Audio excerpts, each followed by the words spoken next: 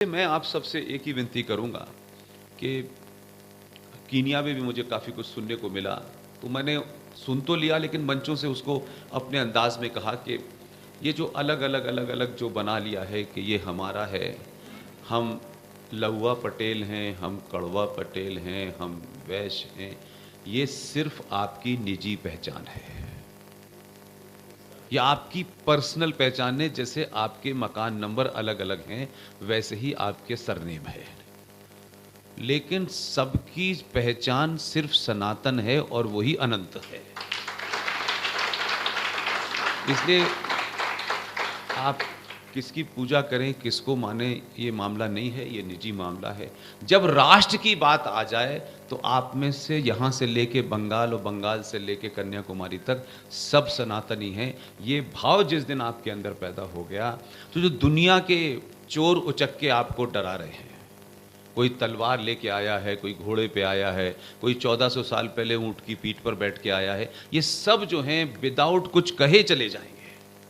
लेकिन अपनी सामूहिक शक्ति को समय समय पर बिना गाली दिए, बिना कुछ कहे, अगर आप ये तय कर लें कि इस देश में 82 करोड़ सनातनी हिंदू हैं, साल में एक दिन इस सरकारों के पीछे भागना, नेताओं के पीछे भागना, सत्ता के पीछे भागना कि मैं एमपी बन जाऊं, मैं ईमानदारी से कहता हूं, कोई माई का लाल आज तक कोई एमपी इसलिए नहीं बना कि उसे राष्ट्र सेवा करनी थी। सब एमपी की टिकट लेते हैं, 2 कमरे के मकान से जाते हैं, 5 साल 14 कमरे के मकान में लौटते हैं, कोई नहीं करता। इसलिए वो रास्ता बिल्कुल अलग है, उसकी परिभाषा अलग है, वो जो राजनीति के नियम हैं वही फॉलो करने पड़ेंगे। मैं अगर उधर चला जाऊंगा तो मैं ये सच कह रहा हूं आपके सामने, जिस दिन भी मैं उधर गया तो मैं भी झूठ बोलूंगा आपसे। उस जगह की अलग प्रवृत्ति है। जैसे आप मंदिर में आते हैं तो मंदिर के बाहर आपके मन में अनेकों गंदे विचार आ सकते हैं, अनेकों मन में आपके सवाल खड़े होते हैं। ये क्या वजह होती है कि जैसे ही आप मंदिर का विचार आता है तो सडनली आपके अंदर एक दूसरा भाव पैदा हो जाता है। इसलिए हर जगह के अलग अलग नियम हैं। अब राजनीति को अगर मंदिर के अंदाज में चलाएंगे तो कुछ नहीं हो सकता। मंदिर की मर्यादा अलग है, यहाँ की मान्यताएं अलग हैं, यहाँ आस्था का मामला है। यहाँ ये सवाल नहीं होगा कि कृष्ण जी जो हैं वो बांसुरी ऐसे क्यों पकड़े, यूं करके क्यों नहीं पकड़े, ये सवाल नहीं होगा। ये सारी चीजें जो हैं जैसी हैं, जो चली आ रही हैं अनंत काल से, इस पे सवाल नहीं उठाना चाहिए। इसके पीछे कोई फिलॉसफी होगी, हो सकता है हम न जानते हो। इसलिए भगवान राम पे सवाल करना, कृष्ण पे सवाल करना, हनुमान पे सवाल करना, अगर इतने ही आप ज्ञानी हैं तो हजारों चीजें हैं उस पर भी सवाल करो।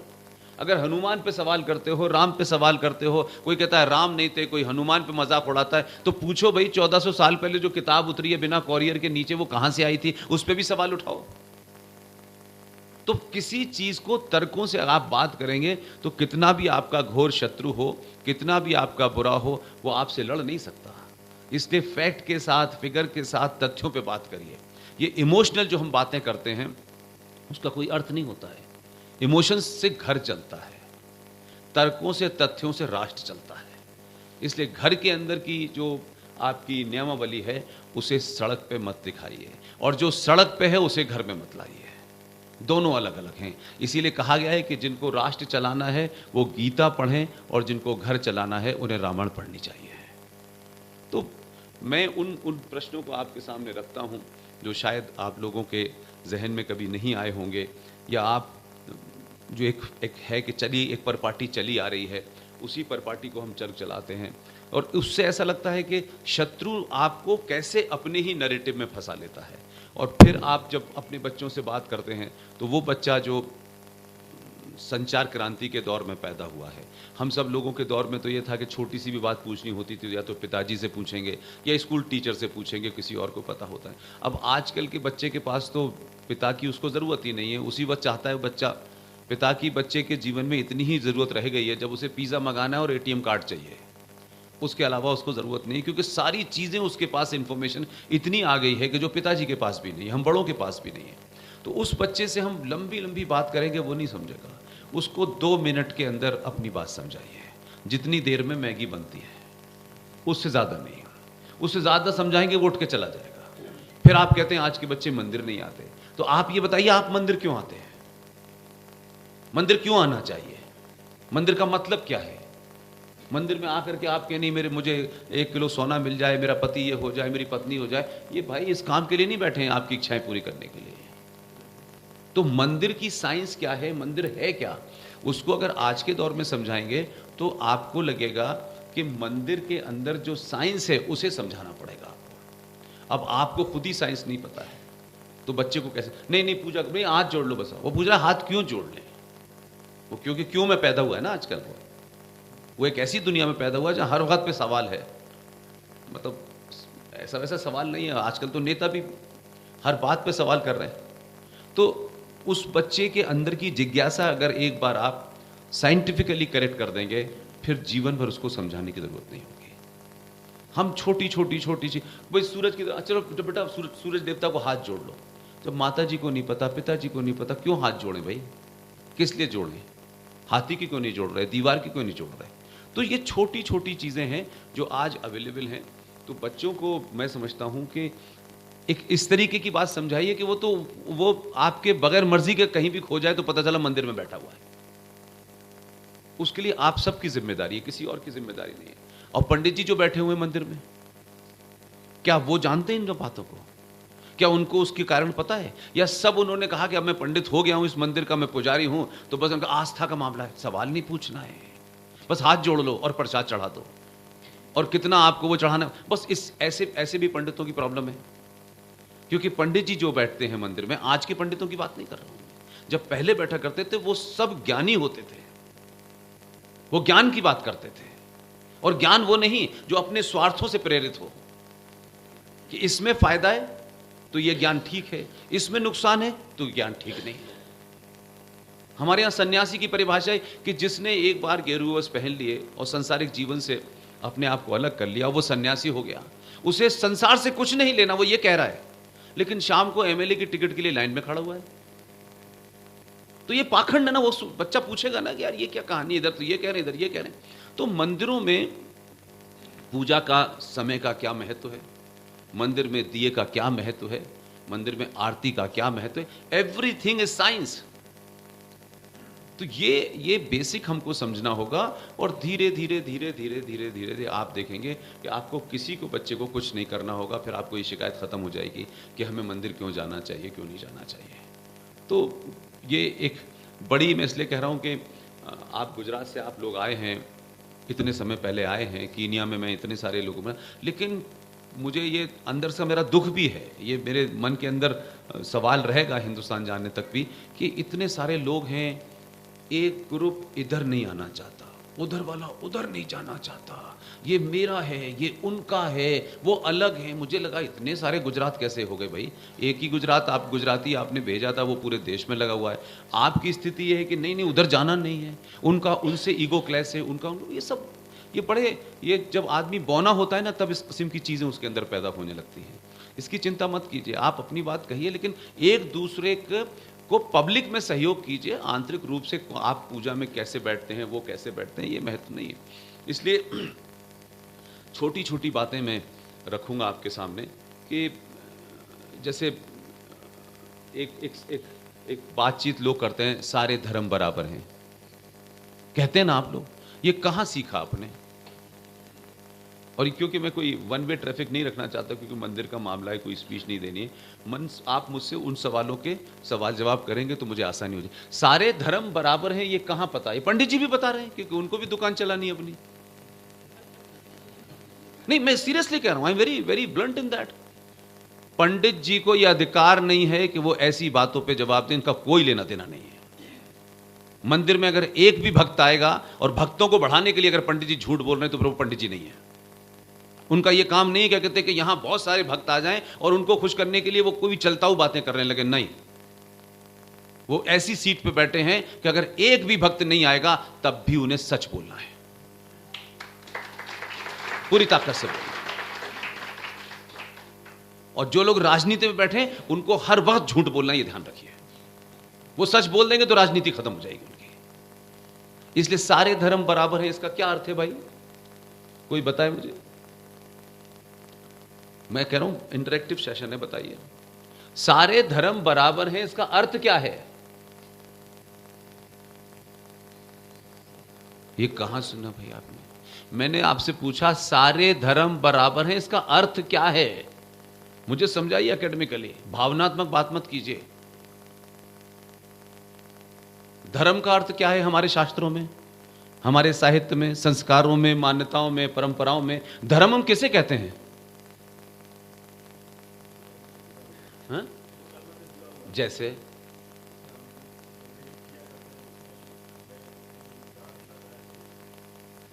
आप ये कहना चाहते हैं कि धर्म का मतलब है कर्म, कर्तव्य, ड्यूटी है।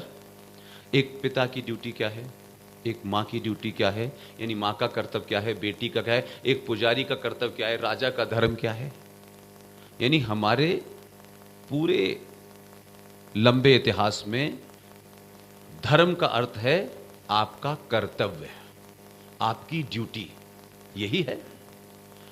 तो आप मुझे बताइए कि जब धर्म का अर्थ कर्तव्य है तो फिर ये सारे धर्म बराबर है कैसे हुआ? मुझे समझ नहीं आया। कर्तव्य तो अनंत काल तक एक ही रहेगा ना। तो आपने रिलीजन शब्द को उर्दू में कहा मजहब, राइट? और फिर आपने अपने आप ही तय कर लिया कि मजहब का हिंदी में अनुवाद धर्म होगा। यह गलती की कि नहीं की आपने? और जब आप किसी मजहब की तुलना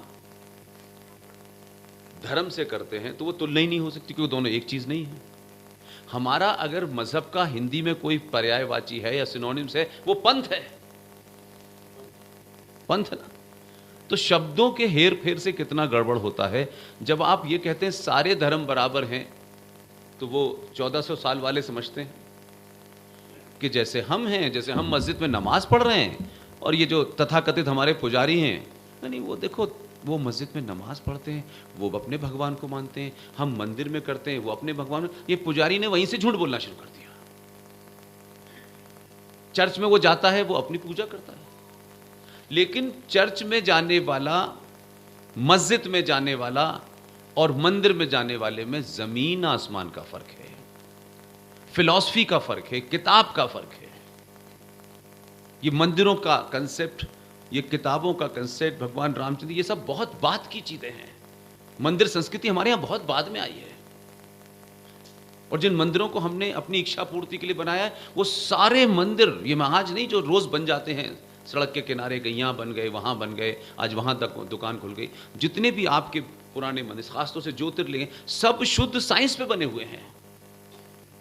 और over the time Pandit ji busy हो गए अपने काम में, जो काम उनका था ना वहां उस तरीके के ज्ञानी आए, क्योंकि सक्सेसिव इस बात पे हुआ कि इस परिवार का मंदिर है, मरते दम तक इसी परिवार का रहना चाहिए, चाहे महामूर्ख बच्चा पैदा हो गया हो उसमें, लेकिन वो ज्ञान दिए जा रहा है, उसको खुद नहीं पता कि मैं इस मंदिर का क्या लेना देना है मेरा। इसलिए मजहब समय समय पे आते हैं, समय समय पे मर जाते हैं। एक समय होता है, उसके बाद वो चले जाते हैं। हर एक मजहब की अपनी किताब होती है। वो किताब कुछ कहते हैं आसमान से उतरी है, कहते हैं।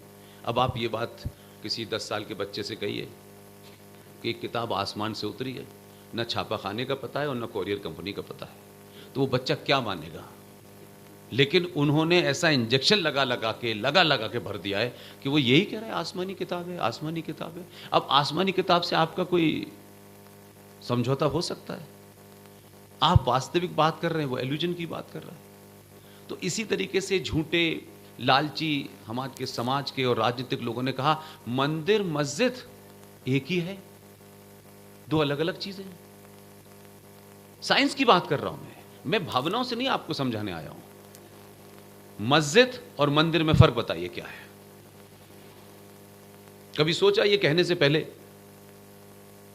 वैसे आप पब्लिक में कोई बात बोल दें और आपको पता ना हो 10 लोगों के सामने, तो आपको बड़ा कॉम्प्लेक्स होता है यार कि मैंने पब्लिकली इतनी गलत बात बोल दी यार, होता है मन में। लेकिन सुबह शाम आप ही बोलते हो मंदिर मस्जिद एक है, वो वहां पूजा स्थल है, ये हमारा पूजा स्थल है। ये चाटुकार हमारे लोगों ने करा। इसलिए हमारा एक भी इंस्टीट्यूशन, शंकराचार्य से लेके मंदिर से लेके एक भी इंस्टीट्यूशन प्योर नहीं है। जो हाईएस्ट बॉडी है सनातन की, उसे शंकराचार्य। आज एक शंकराचार्य दूसरे शंकराचार्य के खिलाफ कोर्ट में केस लड़ रहा है, आपको लगता है? और एक नहीं 12-12 शंकराचार्य हैं। ये इस सरकार का शंकराचार्य, उस यानी आपने अपनी जो सबसे उच्च संस्था थी उसको भी स्वार्थों के कारण लिप्त, क्योंकि वो शंकराचार्य ने इस पार्टी के फेवर में बोल दिया, ये कांग्रेस के शंकराचार्य हैं, ये बीजेपी के शंकराचार्य हैं, ये सपा के शंकराचार्य हैं। कहीं किसी और को सुना कि ये मुसलमान जो है ये सपा का मौलवी है, ये बीजेपी का मौलवी है? क्या उसने सब कुछ होने के बावजूद भी जो कुरान मजीद है जिसको उसने पढ़ा है, उस फिलॉसफी से एक डॉट भी वो इधर से उधर हुआ? वो किसी भी पार्टी में चला जाए। आपके बीजेपी वालों को बड़ा शौक हो गया है आजकल मुसलमानों को लाने का, क्योंकि हिंदुओं की गिनती कम हो गई है इस देश में, हिंदू मिल नहीं रहे उनको, और उनको लाके चाहते हैं कि कहते हैं कि वो उनकी फिलॉसफी की बात करें, और वो सोचते हैं कि वो इनकी फिलॉसफी की बात करेगा, लेकिन वो नहीं करता। इसलिए मुसलमान अपनी जगह ईमानदार है। जो झूठ है सच है मुझे इससे मतलब नहीं, लेकिन वो अपनी किताब को अक्षर से मानता है। आप कृष्ण की आराधना, राम की आराधना अपने स्वार्थों से वहीं तक करते हैं जहां तक आपका स्वार्थ पूरा होता है। इसलिए एक पक्ष जिससे मुझे अच्छा लग रहा है, जिसमें मुझे कुछ नहीं करना पड़ रहा, सब भगवान राम के पास है सारा ठेका, और जब वहां से आगे जाते हैं तो फिर आप भगवान बदल लेते हैं। भगवान हमारे यहां आदर्श माने गए हैं, उन्होंने उच्च कोटि के मूल रखे, स्थापित किए। भगवान राम की बात करते हैं तो भगवान राम को जब पढ़ो तो पूरा पढ़ो। ऐसा थोड़ी होगा कि पिता बनना चाहते तो हो, लेकिन यहां तक फायदे वाला पिता है और वहां से बेकार पिता है तो इसको छोड़ दो, ये नहीं हो सकता ना। तो राम की कथा कहने वाले पंडित जी से पूछना चाहिए कि पंडित जी राम की कथा, वो आजकल एक फ्रॉड है आपकी गुजरात का ही है, मैं तो पब्लिकली कहता हूं, 4-4 करोड़ लेके इस देश की बहन बेटियों को मूर्ख बनाता है। यस,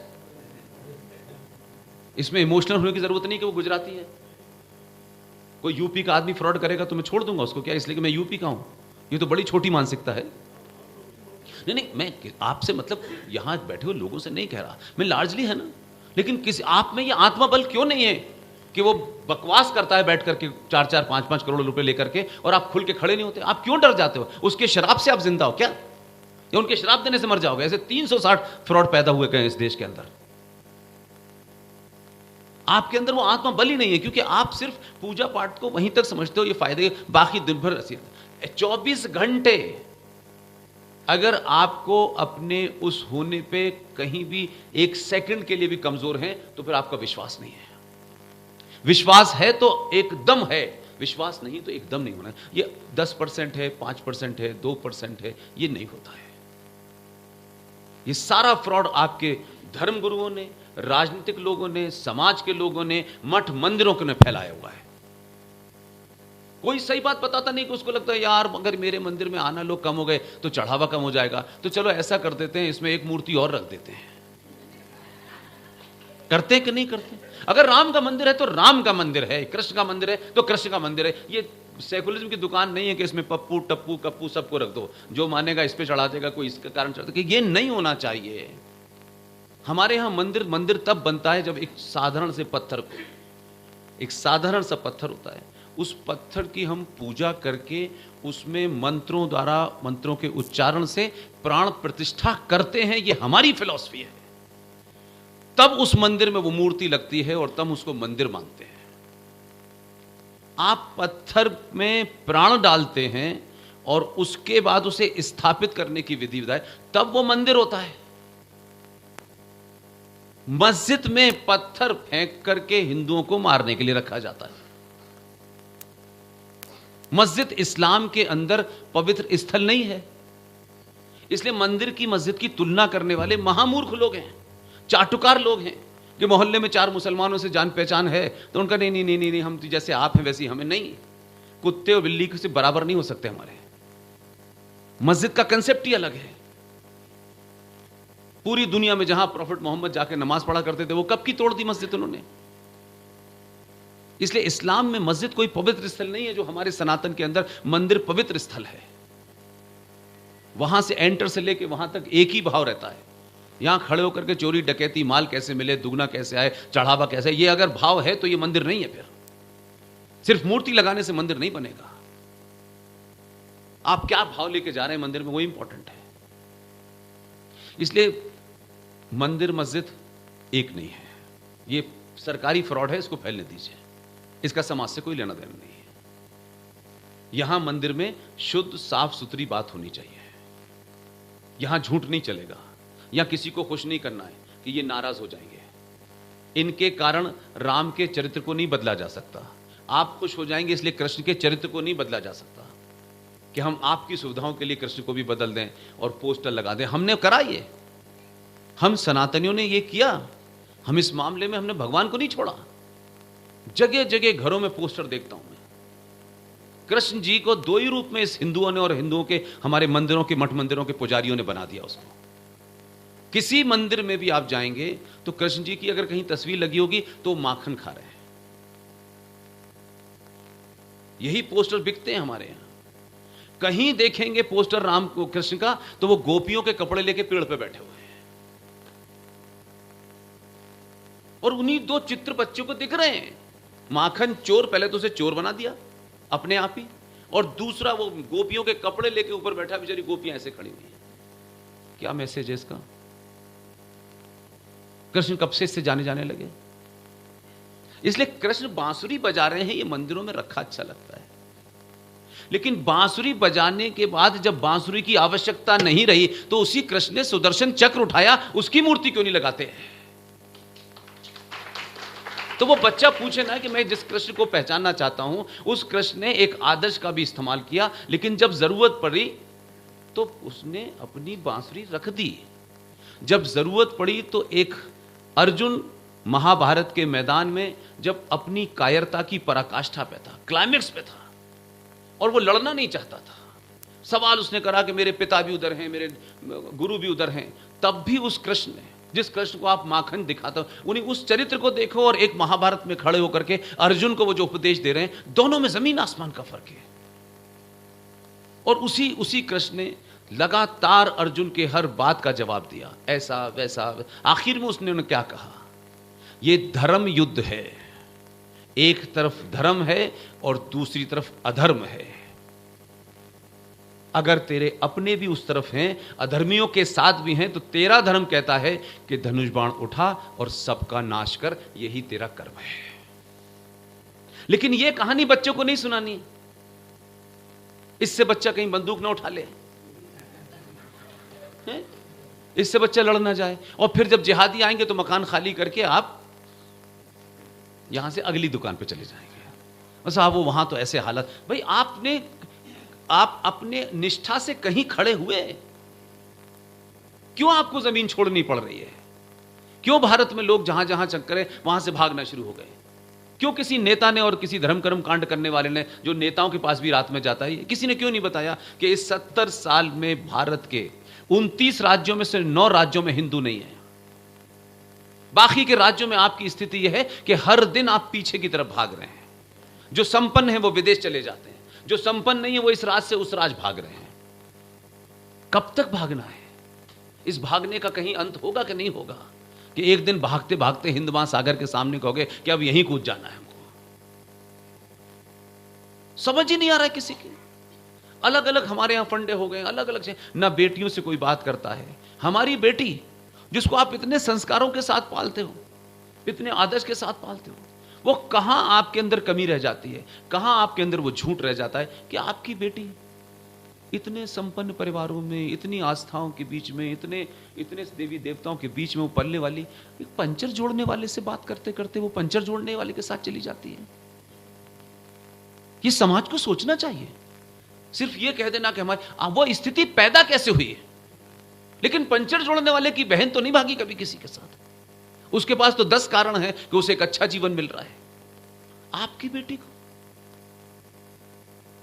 क्योंकि आप टेलीविजन से, अखबारों से, सुनी सुनाई बातों से, वो जो मेरे बराबर में जो रहते हैं कड़ुआ पटेल वाले, उनके यहां 5 गाड़ी हैं, चाहे साला मेरा घर बिक जाए लेकिन वो 6 गाड़ी होनी चाहिए।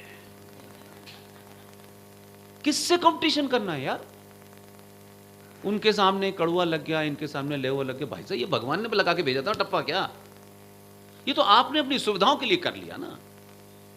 उस सुविधाओं को वो मत समझिए ये मेरी और आपके बीच की कार। आपके भी 2 आंखें हैं, मेरे भी 2 आंखें हैं। आप कोई काम करते हैं, आप उसके एक्सपर्ट हो जाते हैं, मैं वो काम नहीं करता उसका एक्सपर्ट हो जाता हूं। इसकी इतनी बड़ी खाई आपने खोद रखी है। और आपके साथ में इसी देश में एक पंथ, जब आप झूठ फरेब की मक्कारी पर थे, आपके इसी घर से एक बेटा सनातन सभ्यता के मानने वाले लोगों को, जिन्हें लार्जर और स्मॉल लैंग्वेज में हिंदू कहते हैं, जब उनकी बहन बेटियां सुरक्षित नहीं थी, जब तमाम दुनिया के कष्ट थे, तब आप ही के परिवार में से एक बेटा खड़ा हुआ और उसने कहा कि मैं इस पूरी सभ्यता की सुरक्षा करूंगा, और उसके लिए कुछ नियम बनाए, और नियम बना करके कृपाण लेके खड़ा हो गया। वो वहां से निकला और आप ही के लिए, वो अपना ही बेटा था। वो जैसे फौजी एक ड्रेस पहनता है ना, फौजी को एक ड्रेस पहननी होती है, ऐसे ही उसने सनातन संस्कारों की एक ड्रेस पहनी कि मैं केश नहीं काटूंगा, मैं कृपाण लगाऊंगा, और मैं इस परिवार की, इस सभ्यता की, इस सनातन की रक्षा करूंगा। आपने अपने निजी स्वार्थों के लिए, सत्ताओं ने अपने निजी स्वार्थ, इसलिए मैं कह रहा हूं सत्ता का निजी स्वार्थ हो सकता है, लेकिन सत्ता बहुत छोटी सी होती है, आपकी गिनती ज्यादा है। तो आपने बिना सोचे समझे, आपने इस देश में सिख सरदार, उसको अलग कर दिया, उसको एकदम अकेला छोड़ दिया। जब कोई आपके साथ नहीं था, तब वो था आपके साथ में।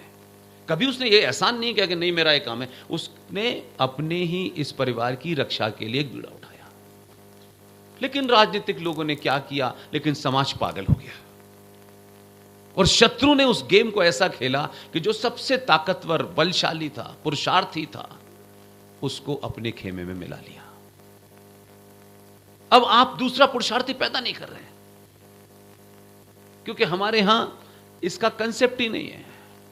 हमारी पूरा समाज लेके ऊपर से जो संपन्न है, कि जो सबसे बड़ी संस्था थी जिसका मैकोले ने पार्लियामेंट में बयान दिया, आप जाके गूगल पर सर्च कर ले, मैकोले की स्पीच है, उस स्पीच में उसने साफ साफ कहा, वो हम लोगों ने उसको सोशल मीडिया पे भी डाली हुई है।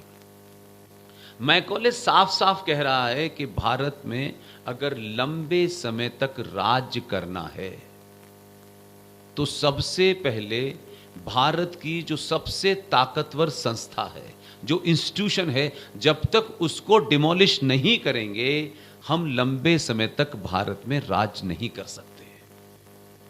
और उस संस्था का, उस इंस्टीट्यूशन का नाम था गुरुकुल। गुरुकुल सिर्फ किताबें लेकर, पूरी जीवन पद्धति कैसी होगी, उसका नाम गुरुकुल था। और उन्होंने हम लालची हिंदुओं को पता कर लिया था कि ये कितनी जल्दी बिकते हैं, इसलिए पहला कॉन्वेंट स्कूल बंगाल में खोला, और साथ में ये भी कह दिया कि कॉन्वेंट में पढ़ करके जो अंग्रेजी जिसको आती होगी, उसको नौकरी में सबसे पहले लिया जाएगा, और नौकरी पाने के लिए तो हम कुछ भी कर सकते हैं। और वो कॉन्वेंट आज पूरे देश में है, और कुछ कुछ जगह मुझे यहां तक खबर मिली कि बहुत संपन्न लोगों के पता चल जाए कि उनके घर में कोई बेटा बेटी जन्म लेने वाला है, इससे पहले ही वो कॉन्वेंट स्कूल में सीट बुक करा लेते हैं। ना कॉन्वेंट शब्द का मतलब पता, कॉन्वेंट की उत्पत्ति का पता चला, क्योंकि मंदिर कहते ही एक भाव आता है ना, मंदिर के मंदिर जाना है तो एक भाव पैदा हो जाता है आपके अंदर, फिर आप उस भाव से कुछ और नहीं सोचते हैं। जब कॉन्वेंट कोई कहता है तो आपको कोई भाव ही नहीं आता, क्योंकि आप जानते ही नहीं। कॉन्वेंट किसे कहते हैं, क्या है कॉन्वेंट? हाँ ना, मैं बताइए, नहीं तो बता दूंगा, कोई इशू नहीं है। कॉन्वेंट की उत्पत्ति कहां हुई? पूरी सभ्यताओं को जब आप पढ़ेंगे तो सिर्फ एकमात्र सनातन सभ्यता है जिसमें शादी एक संस्कार है। इस्लाम में शादी एक कॉन्ट्रैक्ट है। एक लड़की और लड़के के बीच में जो शादी है वो कॉन्ट्रैक्ट मानी जाती है। उस कॉन्ट्रैक्ट के अंदर शादी होने से पहले लड़की से ये पूछा जाता है कि फला के इनके बेटे, इनकी उम्र ये है, आपको निकाह कबूल है? तो फिर उससे फिर पहले ये बताया जाता है, इस निकाह कबूल करने पर लड़का आपको मेहर देगा। मेहर उर्दू का वर्ड है, इसका मतलब है कि लड़का आपको इस शादी की सिक्योरिटी मनी देगा। तो सिक्योरिटी क्या है? कॉन्ट्रैक्ट है कि अगर 5 करोड़ रुपया तय हो गया कि ये मेहर है, इसका मतलब ये है कि इस शादी से, इस कॉन्ट्रैक्ट से जो भी निकले, अगर लड़की निकल गई कि मैं अब नहीं रहना चाहती तुम्हारे साथ में, तो 5 करोड़ रुपया देना होगा। और अगर लड़का निकलता है तो फिर वो क्लेम नहीं कर सकता। तो एक तरीके का टिपिकल बिजनेस है कि नहीं है ये? हमारे यहां शादी में, हमारे साहित्य में कोई डाइवोर्स शब्द का हिंदी है ही नहीं, तलाक का कोई है ही नहीं, क्योंकि हमारी फिलॉसफी में तलाक होता ही नहीं था। इसलिए हमारे यहां 7 फेरों के साथ वो जन्मों का संबंध होता था। आप समझ रहे हैं? उसी में ही रहना है, यानी उस सब कुछ करना है, लड़ना है, सब कुछ करना है, लेकिन वहां नहीं पहुंचना है, उससे बाहर नहीं निकल सकते हो। तो तुम्हें उसी सिचुएशन में अपने आप को ठीक करना है, यानी निकल के आप बाहर खड़े हो गए। तो हमारे यहां शादी का कंसेप्ट ये था, इस्लाम में ये था, सिखों में भी वही संक्रांत है जो हमारे यहाँ है। लेकिन जो लोग, जिनकी आज पूरी दुनिया में बताते हैं कि उनकी हुकूमत ऐसी थी कि पूरी दुनिया में सूरज नहीं डूबता था, आज उनके अपने यहाँ सूरज निकल आता तो संडे मनाते हैं। उनकी फिलॉसफी को जाइए तब आपको समझ में आएगा। उस फिलॉसफी में इंस्टीट्यूशन ऑफ मैरिज नहीं था, इंस्टीट्यूशन ऑफ मैरिज नहीं था उनकी। उसमें उनके यहां 2 लोग आपस में रहते हैं, जिसे आज की जनरेशन की सब बच्चों को समझाने के लिए कह रहा हूं, ताकि आपका फंडा क्लियर हो जाए जो उम्र में बेटियां हैं। शादी उस फिलॉसफी में, जैसे आज आपने एक शब्द सुना होगा लिव इन रिलेशन, यह शब्द उस वक्त नहीं था, लेकिन उनकी फिलॉसफी में मैरिज का कोई कंसेप्ट नहीं था। एक लड़का और एक लड़की साथ रहते थे बस। उसको कोई लीगल, जैसे हमारे यहां शादी होने के बाद समाज की मोहर लगती है, उसी तरीके से उस लिव इन रिलेशन में दोनों के रहते हुए किसी संतान की उत्पत्ति हो गई out of live in relation. उसको ज्यादा आसान समझ पाएंगे। वो जो बच्चा पैदा हो जाता था, उस बच्चे के लिए स्टेट यानी राज्य बड़े बड़े हॉल बनाता था, बहुत बड़े बड़े हॉल बनते थे, और उसके अंदर एक महिला और एक पुरुष, वो दोनों रहते थे। और उन बच्चे, जो ऐसे बच्चे जन्म ले लेते थे जिनके माँ बाप ने शादी नहीं की होती थी, साथ रहने के कारण बच्चे पैदा हो जाते थे, उनको उस हॉल के बाहर रख दिया जाता था। और वो जो हॉल में एक माँ और एक पुरुष जो रहते थे, वो उन बच्चों को पालते थे, और स्टेट उन बच्चों को पालने के लिए पैसा देती थी। और जिस हॉल में वो बच्चे रहते थे उसी को कॉन्वेंट कहते हैं। यानी कॉन्वेंट वो जगह जहां नाजायज बच्चों को पाला जाता है, हम सिंपल भाषा में। और फिर वो बड़े होते थे। तो आपके यहां जो फिलॉसफी है वो उनके यहां नहीं है। अब उन्होंने क्या किया, जो हमें और आपको थोड़ा, मैं कहता हूं बहुत छोटी सी चीज है, उसको देखिए कितना बड़ा इंपैक्ट होता है। हमारे यहां जब हम गुलाम थे, तो इसी कंसेप्ट से जैसे ही नौकरी आपको ऑफर करी अंग्रेजों ने, तो पहला काम क्या किया उन्होंने? पहला काम क्या किया? और गुजरातियों को थोड़ा गर्व की बात है, गुजरातियों के लिए, आपके क्रेडिट में जो आएगा मैं पूरा दूंगा, मैं फिर योगी को नहीं दूंगा, डोंट वरी। हाँ, आपका क्रेडिट आपका ही है, उसका क्रेडिट उसका ही है। मैं यूपी वाला हूं, इसलिए ऐसा अपक्षपात नहीं करूंगा आपके साथ में मैं। आप सोचिए कि ब्रिटिशर्स ने जब नौकरी देने की आपको बात की, तो एक रूल बनाया, और हमने कभी भी इन बातों को एक सिविलाइजेशन के एंगल से नहीं देखा, तत्कालिक नफे नुकसान से देखा। उन्होंने एक रूल बनाया कि सरकारी नौकरी पाने वाला अपना जो सर्टिफिकेट है डेट ऑफ बर्थ का, और उसका पिता कौन है, यही सर्टिफिकेट होता है ना, I am son of so and so, born in so and so date, ये जब तक अंग्रेज अफसर वेरीफाई नहीं करेगा तब तक आपका डॉक्यूमेंट बेकार है। अटेस्ट करा देना। ये अटेस्ट करने की मानसिकता इस कारण थी कि जो सबसे प्योर आपकी संस्था थी उस पर हमला किया। अब मेरा सवाल आपसे है, मेरा पिता कौन है? मेरी पिता भी नहीं है इस वक्त, मेरी मां भी चली गई है। पूरी दुनिया में कोई नहीं जानता मेरी मां के अलावा कि मेरा पिता कौन है। कोई और जान सकता है? तो उस अंग्रेज अफसर से पूछो कि तुझे कैसे पता चला कि मेरे पिता ये हैं? वो तभी अटेस्ट कर रहा है। अटेस्ट का सर्टिफिकेट वो कैसे मान लिया उसने? मैंने जाके बताया, उसने मान लिया। तो फिर तेरी अटेस्ट कराने की जरूरत है क्या? अगर मेरी बात मान ली तो फिर मेरी मां से अटेस्ट करा लेते यार। तो वो आपकी जड़ पे हमला किया, आपको काटा नहीं। तुम किसके बेटे हो ये मुझे पता चल, मुझे मालूम है। तुम्हारी ना मां को पता है, ना तुम्हारे पिता को पता है, और ना तुम्हें पता है। और वही परंपरा आजादी के बाद, ये जो गोरे अंग्रेज काले अंग्रेज जो हमारे यहां आजकल ब्यूरोक्रेसी में है, ये परंपरा आज भी चल रही थी। हम लोगों ने अपने यार डॉक्यूमेंट अटेस्ट कराने, कहीं से आईएएस को ढूंढो, जात पूछते रहते थे हम लोग। आप सोचिए कि बात बहुत छोटी है, लेकिन सिविलाइजेशन वाली बात है। इस मुखिया ने, जिसे आपने 14 में भेजा, रिकॉर्ड पे जाके देखिएगा, शपथ ली उसने।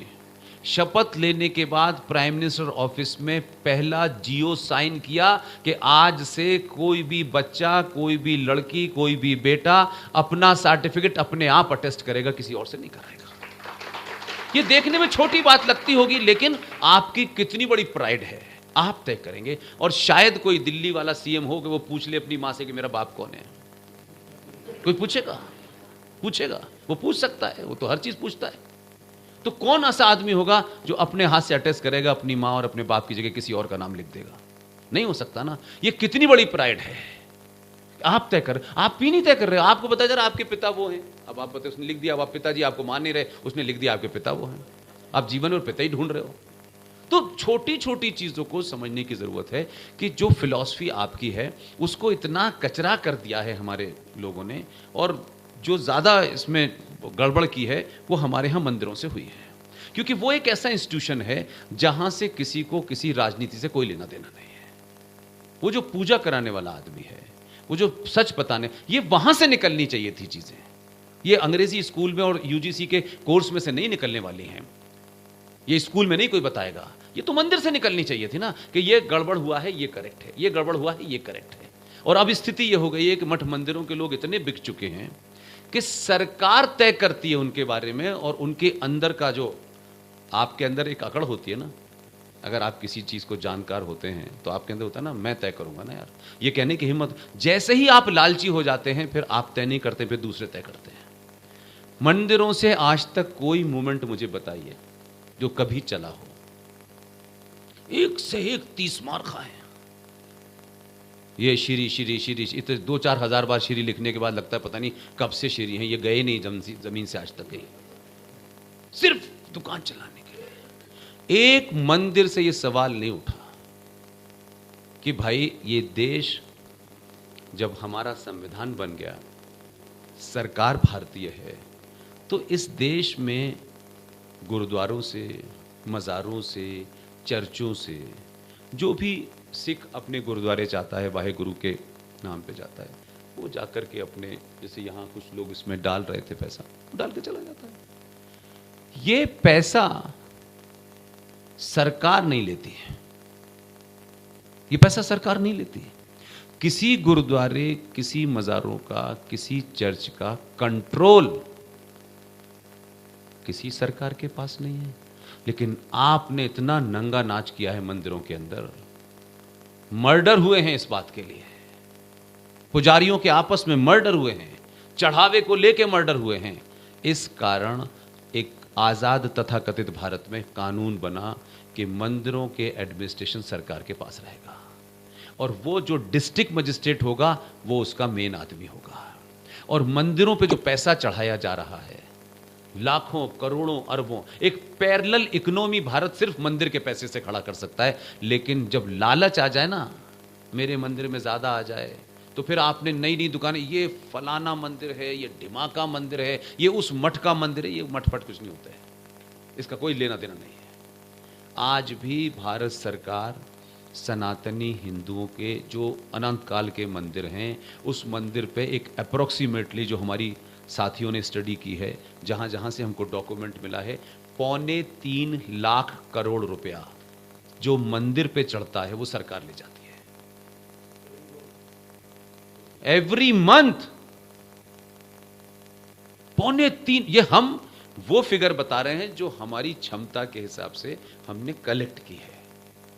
बहुत सारी जगह हम नहीं पहुंच पाए हैं, ना हमारे पास पैसा इतना है, ना इतना समय है हमारे पास। ये लार्जर है, जैसे वैष्णो देवी का जो पैसा आता है 530 करोड़ रुपए आता है, देवस्थानम बोर्ड जो तमिलनाडु में है 1300 करोड़ रुपए आता है, सारा पैसा सरकार ले जाती है।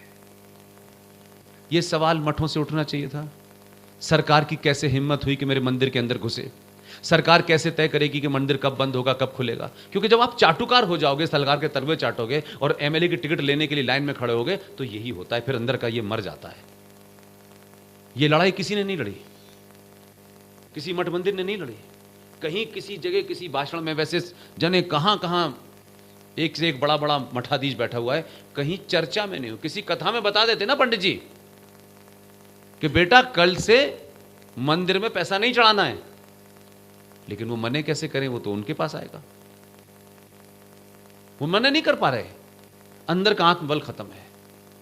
एक लड़का साउथ इंडिया का, आप सब लोग शायद नहीं जानते होंगे, आईआईटी खड़गपुर का टॉपर है, बेहतरीन इंसान है, इस देश की किसी हिंदूवादी संगठन वगैरह से कोई लेना देना नहीं है उसका। उसने सुप्रीम कोर्ट में पिटीशन डाली है, आईआईटी खड़गपुर का टॉपर जिसने सारा कैरियर छोड़ दिया और इसी एजेंडे को दांव पे लगा दिया है, उसका नाम है जे साईं दीपक। वो सुप्रीम कोर्ट में लड़ाई लड़ रहा है कि इस सेकुलर स्टेट में जब सब बराबर हैं तो सनातनी हिंदुओं के 2.25 लाख करोड़ रुपए क्यों लिए जाते हैं? मेरा पूरा विश्वास है जिस ईमान, क्योंकि वो किसी दुकान नहीं चला रहा ना, किसी मंदिर का है, किसी सन्यासी का बेटा है, 100% हम उसको जीतने जा रहे हैं, 100% जीतेंगे। उससे मेरा जो आप सबसे निवेदन करता हूं, क्योंकि आप तो खैर यहाँ कीनिया में बैठे हो तो आपके मंदिरों पे तो सरकारी नियम का लागू नहीं होता, लेकिन आपके बहन हैं, भाई हैं, पिता हैं, उनको बताइए कि जो मैं उस मुहिम को दूसरे तरीके से बढ़ाने की कोशिश कर रहा हूँ, वो लीगल मामला है, वो कोर्ट में कब आएगा, कब तक फैसला होगा, तो वो मेरे हाथ में नहीं है। मेरे हाथ में एक चीज़ है, मैं कोई जगह ऐसी नहीं, मैं पुरी के मंदिर जाता हूँ, जहाँ जाता हूँ मैं ये बात उनके सामने, वो जो सबसे मतलब जिनको मैं सबसे सम्माननीय मानता हूँ, जो हमारे शंकराचार्य हैं, वो पुरी वाले हैं। वो सरकारों की दलाली नहीं करते, बाकी सब जूते उठाते हैं, किसी को बुरा लगे तो लग जाए। वो एकदम निपट शुद्ध 24 कैरेट का वो ब्राह्मण है कि जो उसे कहना है उसी कहता है। इसलिए मैं उनके पैर भी छूता हूँ और जाके मिलता भी हूँ उनसे मैं कह के आया कि ये मैं करना चाहता हूँ। तो मैंने उनको बताया कि मैं ये चाहता हूँ कि जब वो फैसला आएगा तब आएगा, उस फैसले तक मैं पूरे देश में हर मंदिर में ये कह रहा हूँ कि जब तक वो फैसला नहीं आता तब तक मैं माँ बहन बेटी हर मंदिर में जाएं, पूजा करें, और उस मंदिर का जो पुजारी है उस पुजारी से ये पता करें कि उसके 5 बच्चे हैं, 2 बच्चे हैं, 1 बच्चा है, वो किराए के मकान में रहता है नहीं रहता, इतनी सारी डिटेल उस पुजारी की ले लें। और ये कोशिश करें 10 लोग मिलके कि हमारे 100-5,000 एम्प्लॉय हैं, उसमें इस मंदिर के पुजारी का घर का पूरा खर्चा महीने का कितना है, ठीक है? और समाज का कोई आदमी तय कर ले कि हर महीने ये पैसा हम पंडित जी के घर पे दे के आएंगे, ताकि पंडित जी अपने घर की, बेटे की फीस, बेटे का घर, बिजली का बिल, इसकी चिंता मुक्त होकर के सारा कंसंट्रेशन पूजा पे लगाएं। और जो पूजा करने आए पंडित जी उससे ये कहें कि देखो ऐसा है, जब तक ये युद्ध हम नहीं जीतते तब तक तुम सिर्फ 2 बूंदी के लड्डू चढ़ाओ, सरकार का आदमी आएगा तो मैं उन्हें 2 बूंदी के लड्डू दे दूंगा, ये ले जाओ, यही चढ़ाया है। ये मेरे हाथ में है, इसके लिए तो सरकार की जरूरत नहीं है। अगर आप ये मुझे बताइए कि जो पैसा चढ़ाने वाले थे वो पैसा बाहर चढ़ा दीजिए ना, कोई आदमी समाज में सर्वमान तय कर लीजिए कि भैया ये आपको जो डोनेशन आप मंदिर में जाके देते थे ये यहाँ दे देना, उससे मंदिर की रखरखाव पे पैसा खर्च करें, मंदिर के ऊपर खर्च करें, लेकिन वो पैसे के वो आपके हाथ में है। लेकिन एक बार आपने उस सील में डाल दिया तो फिर डीएम आके करेगा ना उसका हिसाब। और उसी पैसे को अगर आप लार्जर इंटरेस्ट में देखें तो आज भारत के अंदर लड़ाई को ऐसे भी लड़िए, वो कुछ लोग लड़ेंगे, और लड़ाई को ऐसे भी लड़िए। जो ऐसे लड़ सकता है उसे ऐसे लड़ने दीजिए। वो सुप्रीम कोर्ट में लड़ रहा है, सुप्रीम कोर्ट में 10 दिन लगेंगे, 10 महीने लगेंगे, वो हमारे हाथ में नहीं है। लेकिन जब तक हम फैसला नहीं आता तो दूसरा भी लड़ सकते हैं। तो मेरा उस पर एक विचार है जो मैं सबसे बोल रहा हूं, उसमें बहुत मठाधीशों को बड़ी दिक्कत हो रही है। उनका भाई साहब हमारी तो दुकान सालों से चल रही थी, हमारी तो चल ही रही है ना दुकान, तो हमारी दुकान ज्यादा जरूरी है, भाड़ में क्या राष्ट्र, बाद में बात करेंगे राष्ट्रवाद की तो जब हमारी दुकान चल जाएगी। मेरा सिर्फ इतना कहना है कि अगर हम वाकई में ईमानदार हैं, जो है नहीं, हम बहुत बेईमान लोग हैं। पूरे देश में सर्वमान 10 लोगों को चुन लीजिए और सब जातियों से चुन लीजिए कि जैसे ही 2 कम हो जाएंगे फौरन आरोप लग जाएगा। सब जाति से 10-15 लोग चुन लीजिए और उनका कोई ट्रस्ट बना दीजिए। और जब ये फैसला आ जाए कि सरकार ये पैसा नहीं लेगी, अरबों खरबों रुपया उस ट्रस्ट में हो और पूरे देश में लोगों को अपॉइंट करें, बाकायदा नौकरी पर रखें और देखें कि हमारे समाज में कौन पीछे रह गया है, किसकी बेटी की शादी नहीं हुई, किसके बेटे की नौकरी नहीं लगी, और कौन बेटा और बेटी ऐसे हैं जो फीस के कारण नहीं पढ़ पा रहे हैं। वो अरबों खरबों के ट्रस्ट से आप हर सनातनी को पैसा दे सकते हैं, कुछ करनी नहीं उसमें।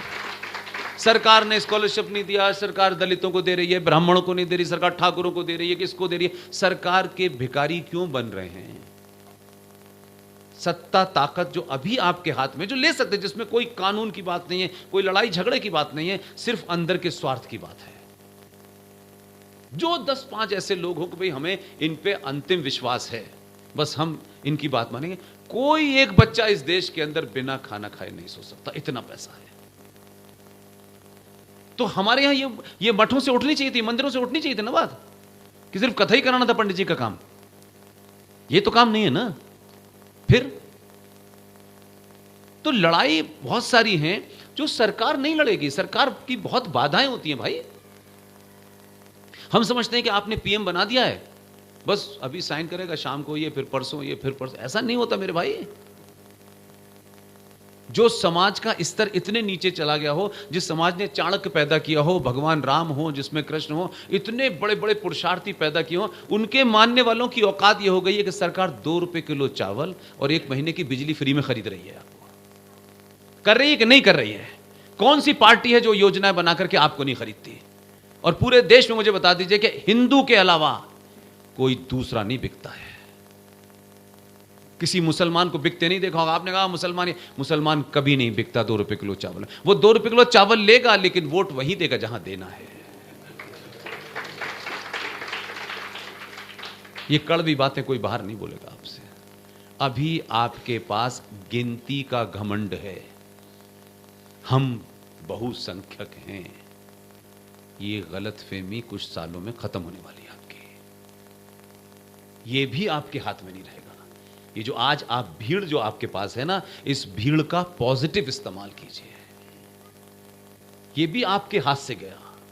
भारत के संविधान ने आपकी चुप्पी के कारण, क्योंकि हम में से 99% लोगों को मेरी दुकान चल गई, मेरी बेटी की शादी हो गई, वो अमेरिका चली गई है, वो दामाद जो है हमारा वो 5 करोड़ की कंपनी में है और फलाना ढिमाका, इसके अलावा हमारे यहाँ कोई डिस्कोर्स ही नहीं है। पिछले 70 सालों में धीरे धीरे धीरे धीरे इस देश के नेताओं ने सनातनी हिंदू को संवैधानिक दृष्टि से 8वें नंबर का नागरिक बना दिया है। एक हिंदू नहीं जानता, एक नेता नहीं बताता, एक इंटेलेक्चुअल नहीं बताता, एक पार्टी का नेता इसका उसका राष्ट्रवाद के नाम पे तिलक लगाया, बस दे दो वोट उनको, उसके बाद बाजार बेच देंगे बस पूरा। You are 8th class citizen as far as the Constitution of India is concerned. If you add the parliament in that, parliament में जो जघन्य अपराध हुए हैं उसमें 99 समझ ये जो नंबर 1 के मक्कार राष्ट्रवादी हैं ये शामिल थे। आपको कुछ नहीं बोलेंगे, आपको तो पता ही नहीं, तो आप सवाल ही नहीं पूछेंगे, आप तो जीएसटी के बारे में बात करेंगे। वो उन्होंने आपको ही इस नशे में, इन तथाकथित राष्ट्रवादियों की बात कर रहा हूं मैं। दूसरों को तो आप मानते हैं कि सब हिंदू विरोधी हैं, आप ही है बस, एक ही ठेका इन्हीं के पास है।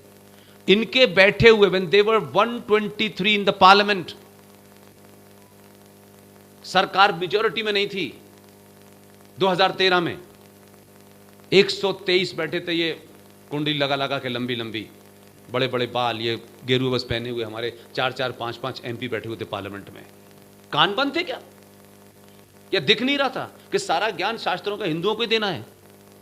कलावती और लीलावती की कहानी सुना सुना के मूर्ख बनाए रखे हुए। भारत की संसद ने 8 को मिला के नीचे करेंगे तो 11वें दर्जे के नागरिक हैं आप। ये सोच के आपको ना तो बुरा लगता है, ना ये सोच के आपको ये लगता है कि यार हमारे, हाँ ठीक है यार, हमारी तो दुकान चली रही है। इतना शार्प है शत्रु। उस शत्रु ने कभी अपनी कोशिश नहीं की कि हम पार्लियामेंट में जब तक 500 MP नहीं होंगे हमारे, तब तक हम ये नहीं कर सकते। उसने इसी लालची हिंदू को खरीद लिया और अपनी स्ट्रेंथ से पावर को इधर से इधर झुकाया और जो दिल चाहे कर लिया। अब आप चाहते हैं कि हमको आज होश आ गया है तो मोदी सुबह उठे इस कानून को हटा दे, दोपहर में इस कानून को हटा दे। ये नहीं हो सकता, इट्स नॉट पॉसिबल। और कुछ इतने अहंकारी हैं कि उन्होंने मोदी को ही निपटा दिया। अब उनसे पूछो ना जाके, वो जो कहता है अहंकार आ गया है और भगवान बातें, उनसे पूछो ना अब क्या करेगा मोदी, क्या करेगा मुझे बताइए जरा। फिर अरे शत्रु हराता तो कोई दुख नहीं था यार। अब आपके पास कोई रास्ता है? अब जिसके ऊपर सरकार टिकी हुई है ना, हाँ ना में बोलिए भाई, वो किस पर टिका हुआ है? सरकार 2 पार्टियों पर टिकी हुई है, ठीक है ना। उसमें एक चंद्रबाबू नायडू है, एक नीतीश कुमार है। चंद्रबाबू नायडू जिस राज्य का मुख्यमंत्री है, उस राज्य के मुसलमानों द्वारा उसको विधानसभा में पहुंचाने में उनका रोल है। उन्होंने साफ कर दिया है कि अगर वक्फ बोर्ड पे 1 इंच भी इधर से उधर आपने समर्थन दिया, सरकार गिरा देंगे। चंद्रबाबू सरकार अपनी बचाएगा या मोदी की बचाएगा, पहले तय करो। तो किसने मोदी को अपाहिज किया? किसकी अना जो थी मोदी से बड़ी थी? किसकी अना थी कि नहीं हम जब तक नहीं कहेंगे कैसे मानोगे? किसने हराया? फिर तो कहां है वो हिंदू? कौन थे वो हिंदू? किस स्वार्थ में हराया? एक क्रिटिकल टाइम पे जब वर्ल्ड पॉलिटिक्स आपकी तरफ, आपके फायदे में थी। नहीं, 2 किलो चावल के अलावा भी एक हैं बड़े आइडियोलॉजिकली बातें करते हैं लंबी लंबी, जो आजकल मुझे सुनने को मिलता है। इस्लाम के बगैर हिंदू अधूरा है, एक नया ज्ञान आया है। जब पूछेंगे तो नाम पता चल जाएगा, मेरे कहने से विवाद पैदा हो जाता है। नया नया ज्ञान आया है उनका एक नया ज्ञान आया, जाति पंडितों ने बनाई है। पता नहीं कहां बैठे हुए थे ये मनु के पास में, उस वक्त चल रहे हैं। अंदर के मक्कारी के स्वार्थ हैं। सत्ता में बैठने वाले आदमी को झूठ बोलने का अधिकार है। मैं फिर बार बार कह रहा हूं, मुझे और आपको नहीं है। मैं सत्ता में नहीं हूं, मैं झूठ नहीं बोल सकता। मैं झूठ बोलूंगा तो आप मुझे बुलाएंगे, सुनेंगे, 5 मिनट में आपको पता चल जाएगा यार पुष्पेंद्र जी झूठ बोलते हैं, अगली बार आप मुझसे फोन भी नहीं करोगे। इसलिए मुझे ताली बजाओ मत बजाओ, आई एम नॉट इंटरेस्टेड, लेकिन जो ओरिजिनल फैक्ट है मैं उसी की बात करूंगा। वो कितना भी बड़ा आदमी हो, मुझे कोई फर्क नहीं पड़ता। मैंने गांधी को नहीं छोड़ा कल, और गांधी को तथ्यों पे मैंने झूठा करार किया, भावनात्मक नहीं किया कि गांधी को गाली दे दो। गाली देने के लिए भी आपको उस तर्क को लाना पड़ेगा, तहां से आपको ना देनी पड़े। लोग कहें यार गाली तो उसको सही पड़ रही थी, इसका मतलब है। भगवान राम पे बात कीजिए तो भगवान राम के चरित्र पे बात कीजिए, लेकिन भावनाओं के तहत मत कीजिए। इसलिए गांधी बड़े हैं हमारे संस्कारों में। जो भी बड़ा है, वो रिक्शा चलाने वाला भी अगर बड़ा है तो भाषा की मर्यादा रखनी चाहिए। लेकिन अगर वो बड़े होने के बाद उस बड़ेपन में कोई इतना घटिया और इतना बड़ा झूठा काम कर रहा है, तो मर्यादित शब्दों के साथ भाषा की, उसको प्यार से 4 गाली ऐसी देनी चाहिए कि उसको ये गाली न लगे कि आप तो बहुत ही हद दर्जे के अहमक हैं। इसका मतलब समझते हैं उर्दू में? आप बहुत ही आला किस्म के बेवकूफ हैं, इसका मतलब यह है। और जो घर जाएगा तब पता चलेगा पुष्पेंद्र जी ने मुझे गाली दी थी। तो आप भाषा में मर्यादा रखिए। इसलिए गांधी जी गुजराती हैं, आपकी भावना हो सकती है, लेकिन गांधी जी ने क्रिटिकल समय में, जैसे क्रिटिकल समय में कुछ ठेकेदारों ने 240 पे मोदी को रोका है। मैं 5-6 इलेक्शन कवर कर चुका हूं, मुझे नस नस पता है। एक क्रिटिकल टाइम पे आपने रोक दिया उसको। वन ऑफ द मोस्ट, इससे ये सदी की सबसे बेहतरीन समय था। पूरी दुनिया कलेप्स कर रही है, पूरी दुनिया में लोग आपकी तरफ देख रहे थे। अपने स्वार्थों के लिए आपने उसको ऐसा कमजोर कर दिया है कि अब वो अभी घिसट रही की कोशिश में लगा हुआ है। और सारे शत्रु आगे से पीछे, वो जो कुछ तो पैदाइशी हैं, अलमिया ने भेजे उनको, और बाकी सारे इस इंतजार में हैं कि किस दिन खेल बिगड़ेगा। जब इतिहास लिखा जाएगा तो महाराणा प्रताप को और शिवाजी को किसने धोखा दिया, आधुनिक दौर में यह भी पता चलेगा कि किन दलालों ने मोदी का ऐसे समय में धोखा दिया उसको। सॉरी, इसलिए आपके पास समय है ही नहीं। आप भले लोग हैं कि भारत की जीडीपी में कंट्रीब्यूट करते हैं, आप भले लोग हैं कि बाहर आए हैं। यही गलती यहां कीनिया में रहने वाले हिंदू कर रहे हैं। मुझसे लोगों ने कल से कहा कि यहाँ ये आ गया, हम पहले यहाँ इतने थे, अब हम 42,000 रह गए, हम ये छोड़ दिया। तो मेरा जो अपना मानना है कि जितने भी लोग यहाँ आए, खासतौर से गुजराती यहाँ पैसा कमाने आए थे, इसमें कोई दो राय नहीं है। वो मैं नहीं कर, मेन पैसा कमाना था। लेकिन अगर आपने उसमें एक एलिमेंट जोड़ लिया होता, एक एलिमेंट, हम पैसा कमाएंगे, इस धरती पर रहेंगे, यहाँ के कानून को मानेंगे, लेकिन इस धरती पर दोबारा से कुछ पागल कुत्ते आके न बसें, इसलिए अपने गरीब लोगों को लाके यहां बसा देंगे, तो ये जमीन नहीं छोड़नी पड़ती, तो आपकी गिनती कम नहीं होती। जो ताकत आपकी गिनती की थी और गिनती के बाद जो यहाँ की इकोनॉमी में कंट्रीब्यूशन की थी, रोज वो जो है, कौन है आपका राष्ट्रपति, बिना आपके पूछे सुबह लोटा लेके भी नहीं जाएगा। आपने अपनी गिनती भी कम की, अपनी स्ट्रेंथ कम की, और उसको जाने नहीं। तो इसलिए आज ये स्थिति हो गई है कि यहां मुझे बताया, यहां पे आ गए हैं, ये यहां बस गए हैं, वो वहां बस गए हैं। तो वो जो लोग आए हैं, वो पैसा कमाना उनका फर्स्ट प्रायोरिटी नहीं है। उनकी फर्स्ट प्रायोरिटी है कि ये जमीन को दारुल हरब से दारुल इस्लाम में कन्वर्ट कर देनी है। बस मार से, पीट के, लूट के, जो भी कर सकते हैं वो कर रहे हैं। आपने पैसा कमाया, संपन्न हुए, सब कुछ किया, लेकिन ये ध्यान नहीं रखा कि आसपास मकान के कौन लोग बस रहे हैं।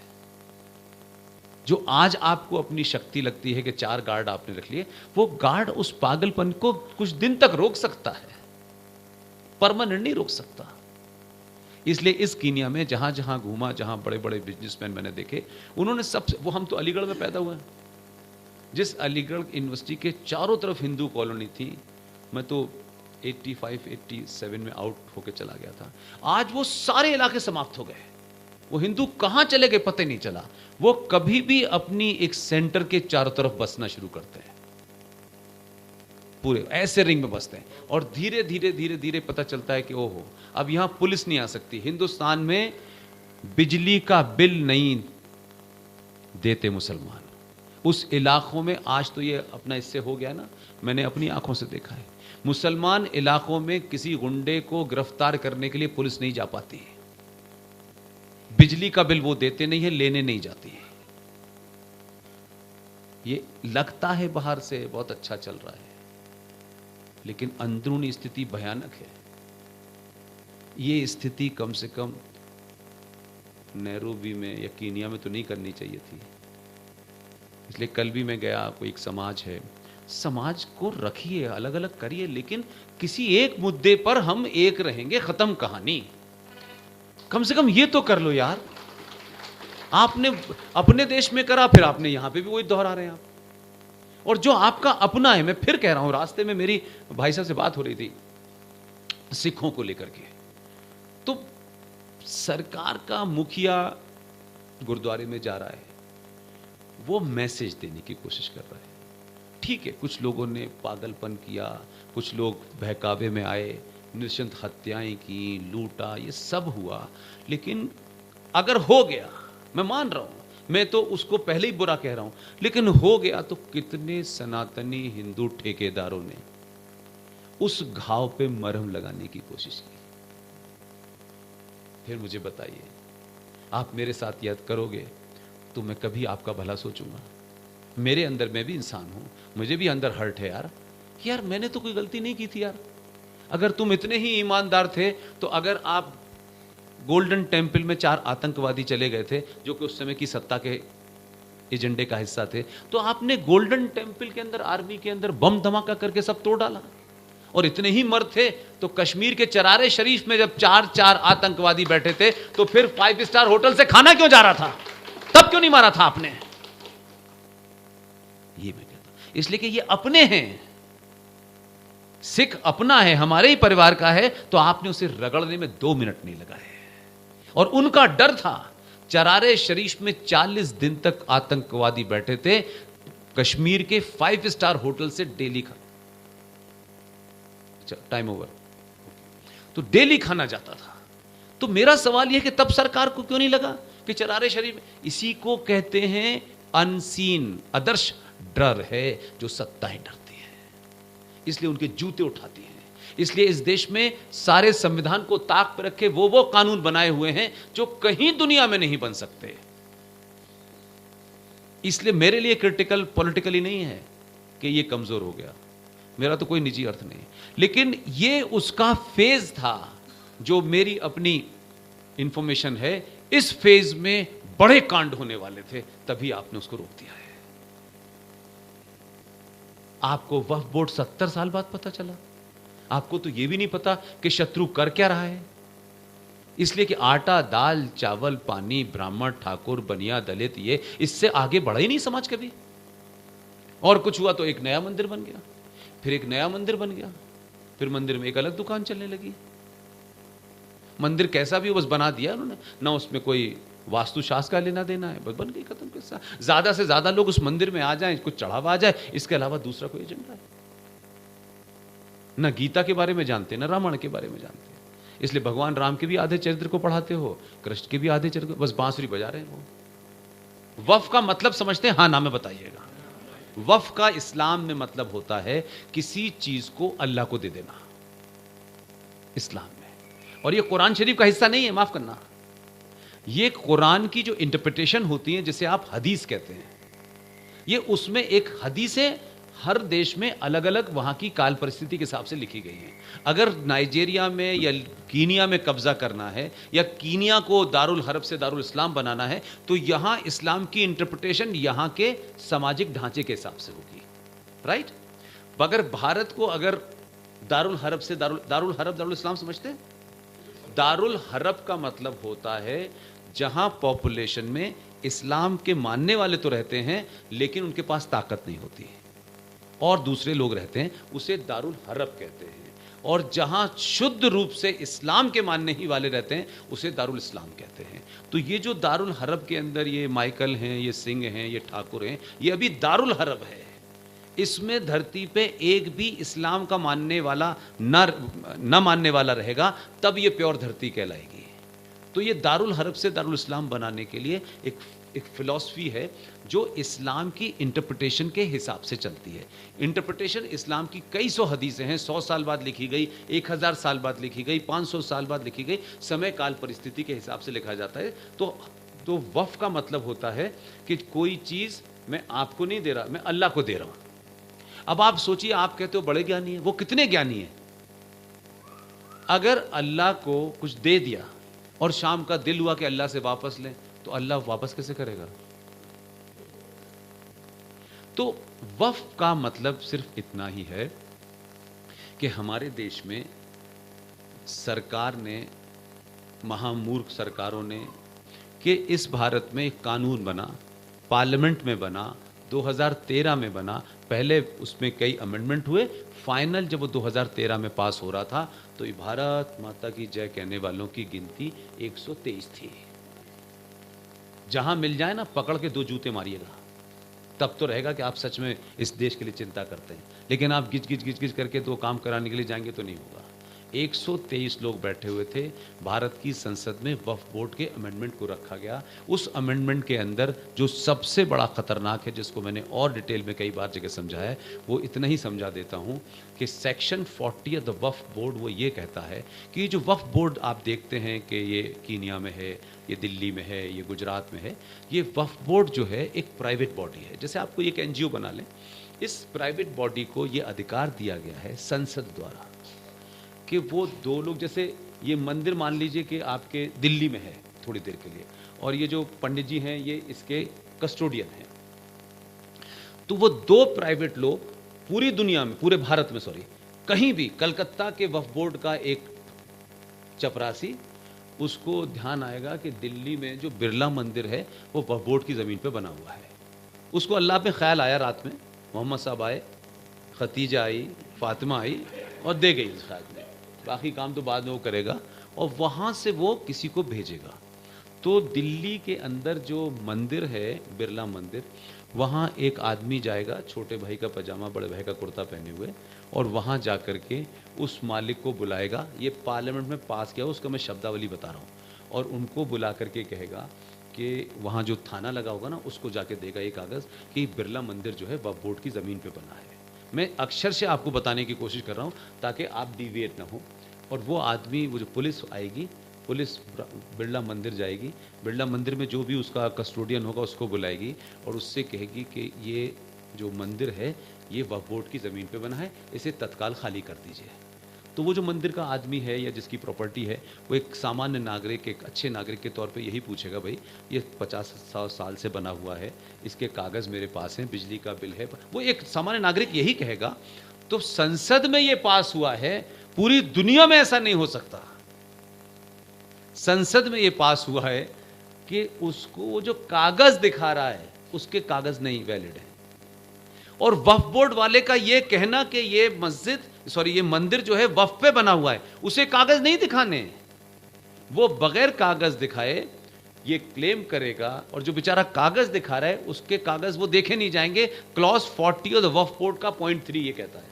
और उसके बाद में क्या होगा कि अगर उस मंदिर के पुजारी ने मना किया कि नहीं, तो उस पुलिस के अधिकारी को ये अधिकार है कि वो पुजारी को इनक्रोचर यानी घुसपैठिया घोषित करेगा और पुलिस कॉल करेगा और पुजारी की थाली समेत बाहर खड़ा कर देगा।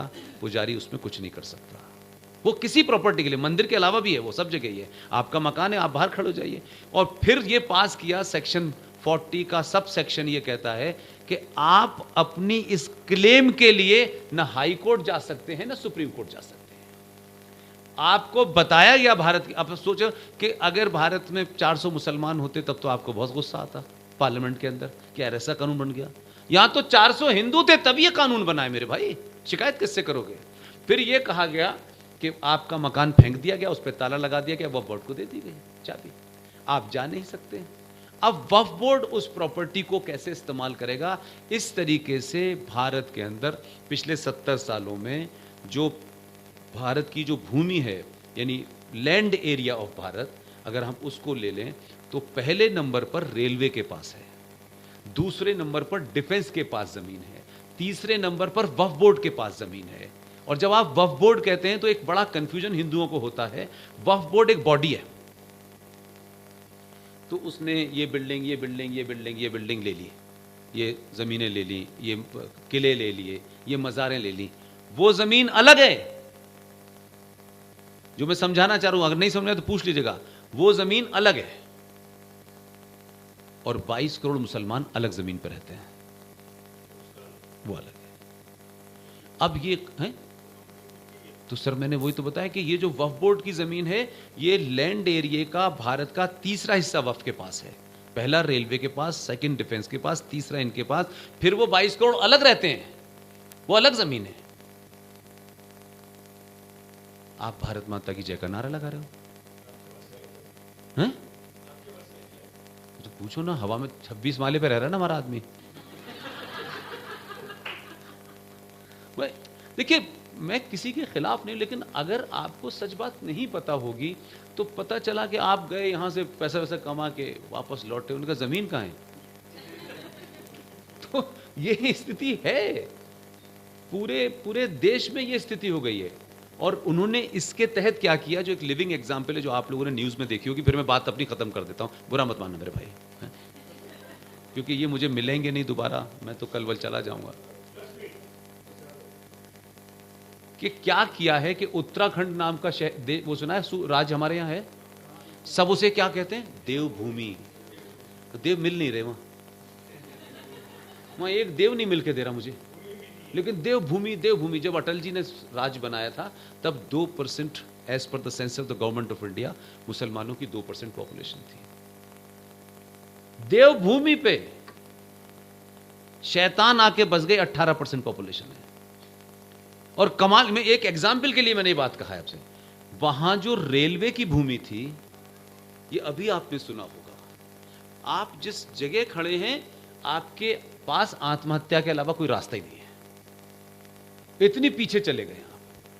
उस देवभूमि पे जो रेलवे की लैंड थी, उस पे आप सोचिए कि कितना मक्कार हिंदू है, जो आसाम के बंगाल के बॉर्डर से, म्यांमार से रोहिंग्या चला। आपसे अगर मैं ये कहूं कि जरा लाहौर जाके दिखा दो, तो आपको कपकपी छूट जाएगी। रोहिंग्या मुसलमान म्यांमार से निकल के आसाम के, वहां किसी शर्मा जी ने, किसी ठाकुर साहब ने, किसी यादव जी ने 10 रुपए में उसका आधार बनाया है। वो आधार कार्ड लेके दिल्ली और पठानकोट होते हुए वो उत्तराखंड पहुंच गया। उत्तराखंड में मस्जिद में गया, खत्म कहानी हो गई उसकी। उन्होंने क्या काम किया है कि जो बार बार हम कहते हैं रेलवे, तो उन्होंने उस पर भी कांड कर दिया। रेलवे की सबसे बड़े लैंड के ऊपर 50,000 रोहिंग्याओं ने पिछले 15 साल से कब्जा कर रखा है। फेयर एनफ, ठीक है। अब यकायक कोर्ट जागी तो हमारे एक साथी बेचारे वहां के, जितने एक तो हमारे वॉरियर हैं, मैं बहुत ईमानदारी से कह रहा हूं, उनकी आर्थिक स्थिति बहुत खराब है। क्योंकि आपका शत्रु जहां आप 10 रुपए खर्च करते हो, वो 1 करोड़ रुपए खर्च करता है। उस भूमि के ऊपर जो रोहिंग्या मुसलमान रह रहे थे, इसकी पिटीशन सुप्रीम कोर्ट में डाली, तो सुप्रीम कोर्ट को सुनिए और गूगल कर लीजिए, अभी मिल जाएगा आपको। सुप्रीम कोर्ट ने राज्य सरकार को यह निर्देश दिया है कि मानवता का उच्च मूल्य, क्योंकि जज साहब तो साले जो है ना, वो 5-5 कमांडोज में रह रहे हैं ना, जिस दिन औकात में आएंगे चौराहे पे पता चलेगा जज साहब क्या हैं, उनको तो भाषण देना है ना। उसने ये जजमेंट दिया है कि भारत अनंत काल से मानवता की चिंता करता है। ये जो 50,000 लोगों को रेलवे की जमीन से जब भी आप हटा सकते हैं, जब इन्हें किसी अन्य जगह पे मकान बना के दें, लीजिए साहब, तब तक नहीं हटा सकते। तो उनको पता है कि रेलवे की भूमि थी, तो रेलवे की भूमि में तो किसी इंडिविजुअल के पास नहीं है, तो सरकार में किसको चिंता है कि रेलवे की भूमि पे कौन कर रहा है, या रेलवे को क्या लेना देना है। ये उत्तराखंड में हुआ है। अब इस वक्फ बोर्ड को हटाने के लिए आपका आदमी क्या करे बताइए, क्या करे बताइए। तो दिल बहलाने के लिए गालिब ये ख्याल अच्छा है कि उसने सबसे कहा राय दो अपनी। हम लोग राय मार, उसको मालूम है कि ये मेरे सर पे खड़े हो जाएंगे, तो उसने कहा भी राय लो, 2-3 महीने तक राय लो। तब तक वो अपने काम पे लगाए कि जो लोग अहंकार के नाम पे जिन्होंने 240 में रोका था, वो 30 को कहीं से खरीदने के जुगाड़ में लगा हुआ है। जब उसके बाद फिर वो अफका, तब तक आपको बिजी कर रहा है कि आप राय दीजिए। राय देने से आपके अंदर का गुस्सा भी थोड़ा कम होगा, तब तक वो 272 कर लेगा, फिर उसके बाद कुछ करेगा। मैंने अभी तो कहा नहीं सर, मैंने यही कहा कि आप मंदिर में जाओ। मैंने पहले, उससे पहले एक और बता दूं, ये कहते ही मुझे बनारस के कुछ लोग, मेरा साथी जो है ना ओम, वो बनारस का है, बोला पुष्पेन जी, कुछ पंडित जी आप लोगों से नाराज हो गए। मैंने कहा यार उनसे को पूरी स्पीच सुने। अच्छा, क्योंकि वो बेचारा बहुत मानते हैं, वहाँ शर्मा जी वगैरह हैं जो प्रधानमंत्री की पूजा वूजा कराते हैं, वो सब बड़ा सम्मान देते हैं मुझे। तो मैंने कहा यार कि मेरी बात को पूरा पर्सपेक्टिव में लो, मैं आधे मत। मैंने पहले ही अपनी बात से कहा कि मेरी इस बात से इस सभा में सबसे ज्यादा चिंता पंडित जी को होगी। नहीं, मैं गलत नहीं कर रहा, मैं समझाने के लिए कह रहा हूं। इसलिए मैं अपनी बात में पहले जो कह रहा हूं उसको इग्नोर मत कीजिए। आप सब संपन्न लोग हैं। मैंने फिर कहा मंदिर में आइए, ये तो मंदिर तो खैर आपका आप उस देश में ही नहीं है, लेकिन मैं लार्जर कम्युनिटी से कह रहा हूँ जो भारत में है। मंदिर के पुजारी के जीवन जीने की ज़रूरतें 25,000 में 50,000 में पूरी होती हों, तो आप चंदा करके तय कर लीजिए कि पंडित जी की मान सम्मान को ठेस न लगे और मंदिर जी के घर पे ये पैसा पहुंच जाए, ताकि पंडित जी पूजा कराते वक्त इस चिंता में परेशान ना हो कि चढ़ावा नहीं चढ़ेगा तो घर कैसे चलेगा। इसलिए मैंने कहा कि अगर आपने वो इंतजाम पंडित जी का कर दिया है, ये धड़ल्ले से पूजा कराएं और आप आएं और 2 लड्डू बूंदी के चढ़ाएं और पंडित जी से कहिए सरकार का नुमाइंदा डीएम आए तो उसे लड्डू दे दें। ये बात मैं ऑलरेडी कह रहा हूं, बिल्कुल साफ साफ कह रहा हूं। मैं कतई नहीं कह रहा कि भाई मंदिर अगर आप जाके चढ़ावा नहीं चढ़ाओगे तो मंदिर बिजली रखाओ, ये सब कैसे होगा?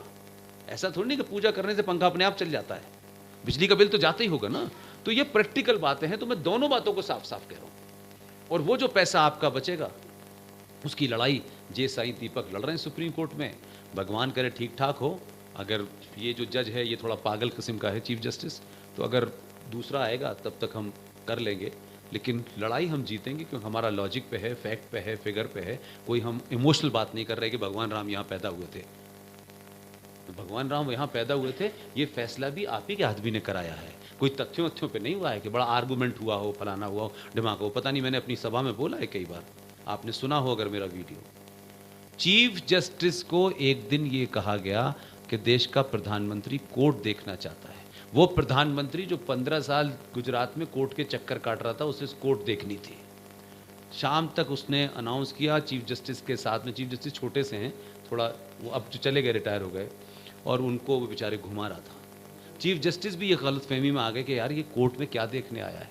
3 बजे पूरी सुप्रीम कोर्ट को सैनिटाइज करके घूम रहे थे दोनों अंदर, और 1 घंटे के बाद पूरी घुमाई हो गई।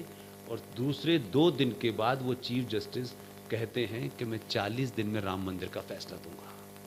और फिर जब उन्होंने राम मंदिर का फैसला दिया तो उन्होंने ये साबित कर दिया कि राम यहीं पैदा हुए थे। अब आप ताली इस बात में मत बजाइए, ये बात ताली बजाने के लिए तो बाकी लोगों के लिए, गुजरातियों को नहीं बजानी है। गुजराती अपनी ताकत को समझे मेरे भाई। उसने चीफ जस्टिस का दामाद, वो एक हाई कोर्ट में जज है, वो कोर्ट वोट नहीं घूमने गया था, क्योंकि प्राइम मिनिस्टर का या सरकार का ये प्रोटोकॉल होता है कि अगर आप भी कल प्राइम मिनिस्टर से मिलने जाएंगे, उनके ऑफिस में जो मुलाकात होती है वो रिकॉर्ड पर रहती है, रिकॉर्ड पर रहती है, चाहे अच्छी हो चाहे एक, सब रिकॉर्ड पर रहता है। प्राइम मिनिस्टर ऐसी मुलाकातें सड़क पे करता है, तो उसने सुप्रीम कोर्ट में घूमते में वो मुलाकात की, और उनको जज साहब को, जो चीफ जस्टिस अपना ज्ञान बांट रहे थे पिछले 5 साल से, उनको एक कागज दिखाया। चीफ जस्टिस साहब ने कागज देखा, वो भी समझ गए और उसको भी लगा, उसने वापस रख लिया। और उन्होंने जब फैसला दिया तो पता चला कि चीफ जस्टिस के दामाद किसी हाई कोर्ट में करप्शन के केस में फंसे हुए थे। वो कागज दिखाने के बाद राम सचमुच में पैदा हो गए। तो सत्ताएं ऐसी चलती हैं। तो आप गर्व करिए कि ठीक है, थोड़ा ऊंच नीच हो गया, थोड़े नाराज हो गए, लेकिन उसका साथ अभी मत छोड़िए जब तक 10-20 नए मोदी पैदा ना हो जाए। बहुत बहुत धन्यवाद। Thank you.